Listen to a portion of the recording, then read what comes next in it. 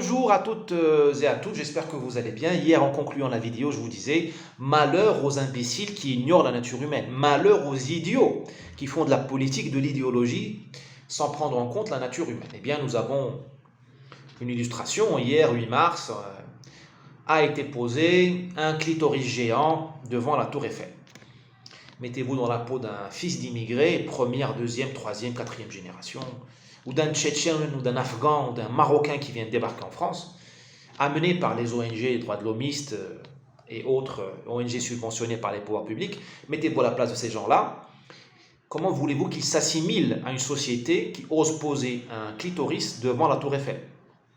Comment voulez-vous que quelqu'un qui a un minimum de bon sens se rallie, s'assimile à une société où les commissariats de police sont attaqués au mortier et il n'y a pas de réponse, où les flics sont lynchés, où les flics sont victimes d'embuscades, il n'y a pas de réponse.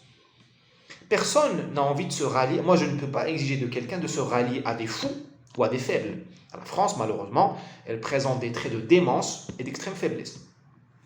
Donc l'assimilation, c'est derrière nous. Le multiculturalisme aussi, c'est derrière nous. Parce qu'aujourd'hui, en France, les différences entre les cultures, entre les communautés sont intolérables. Pour un Français de souche, et je le comprends, une nana qui porte la burqa à Paris, c'est intolérable et inacceptable, c'est plus la France. Mais pour un musulman, je suis désolé, un clitoris géant sur la voie publique, c'est aussi intolérable.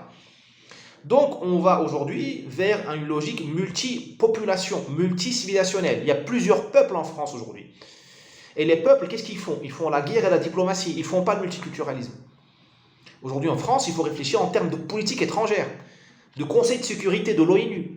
Vous avez le droit des peuples à disposer d'eux-mêmes. Vous avez un peuple arabe de France ou maghrébin qui veut disposer de lui-même. Vous avez un peuple sahélien en France qui veut disposer de lui-même.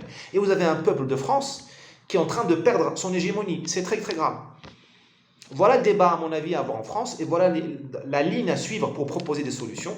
Et c'est le but de notre cycle de cette semaine. À demain.